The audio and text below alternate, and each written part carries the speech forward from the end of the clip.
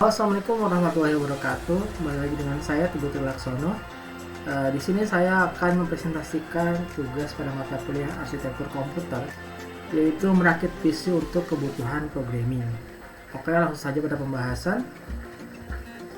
Pertama, pada bagian prosesor saya menggunakan Intel i5 seri 11600K dengan spesifikasi 6 core dan 12 thread. Juga kecepatan frekuensinya sendiri berkisar antara 3,9 GHz sampai 4,9 GHz pada kecepatan turbo. Lalu dengan cache-nya sebesar 12 MB dan sudah include VGA internal, yaitu Intel UHD Graphic 750. Untuk seri Intel i5 nya sendiri sudah dibekali dengan sistem virtualization, yang artinya akan mempermudah seorang programmer ketika menjalankan sebuah emulator pada game-game atau aplikasi Android. Nah, untuk prosesornya sendiri menggunakan soket berjenis VGA 1200 dengan konsumsi daya sebesar 125 Watt. Oke, next.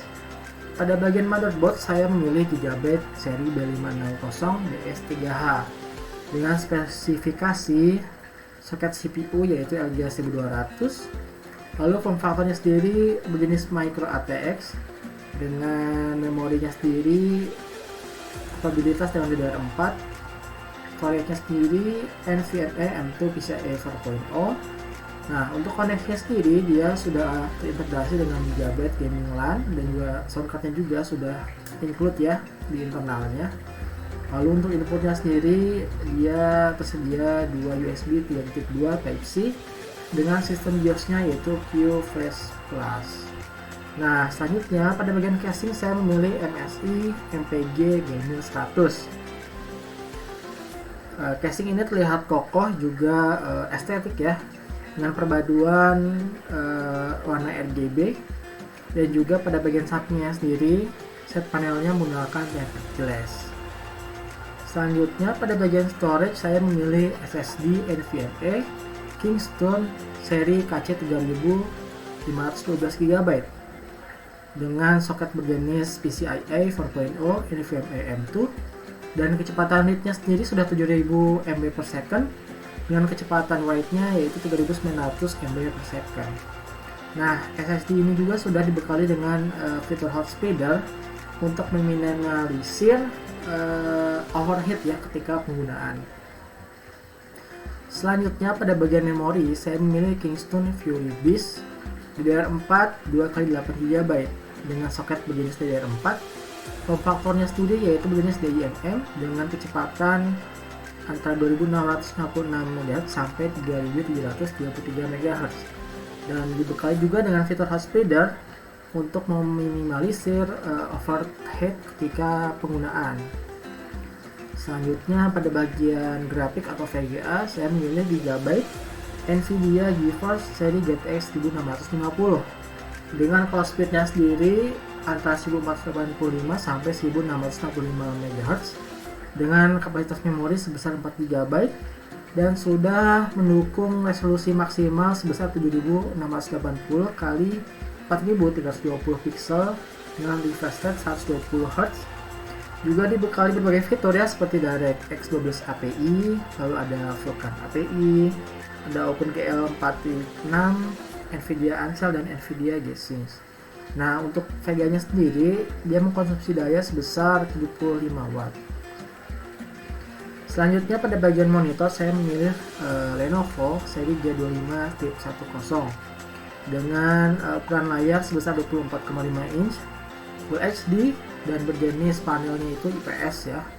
Nah, untuk refresh rate-nya dia sudah mendukung 144 Hz dengan teknologi Nvidia G-Sync dan connectivity-nya dia bisa disambungkan menggunakan HDMI maupun kabel VGA.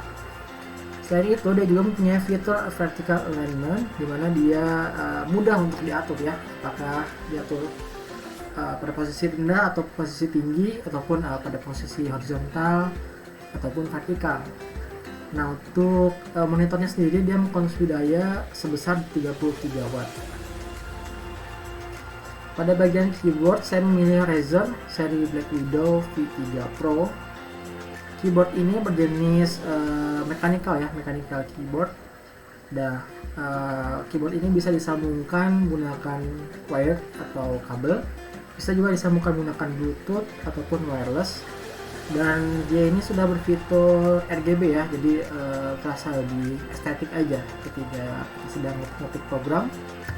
Dan untuk mouse-nya sendiri saya memilih Razer seri Dead Adder yang bertipe optik dengan sensitivitas 6400 dpi dan dikoneksikan secara wire atau secara kabel USB ya, dan juga memiliki fitur RGB.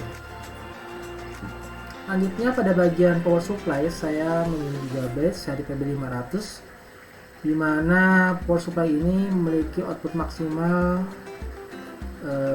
sebesar 500 watt yang saya rasa sudah cukup untuk menjalankan PC yang saya rakit dengan berbagai kebutuhan dayanya ya. Nah, dari PC yang saya rakit ini sudah bisa menjalankan berbagai aplikasi dan mendukung berbagai kegiatan programming. Seperti pada backend programming misalnya sudah bisa menjalankan Unreal, Unity, DevC, Xcode ataupun Visual Basic.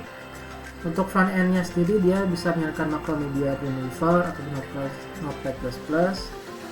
Pada bagian UI atau UX design dia lancar untuk menjalankan Figma ataupun Canva. Dan pada data analis dia bisa menjalankan juga Analytics ataupun Suggest. Nah, sedangkan PC yang saya rakit ini sudah bisa menjalankan gaming juga ya, bisa digunakan sebagai PC gaming untuk game-game bertipe medium hingga high end. Nah, untuk total estimasi budgetnya mencapai 17 sampai 20 juta rupiah. Mungkin itu saja presentasi dari saya. Terima kasih atas perhatiannya. Wassalamualaikum warahmatullahi wabarakatuh.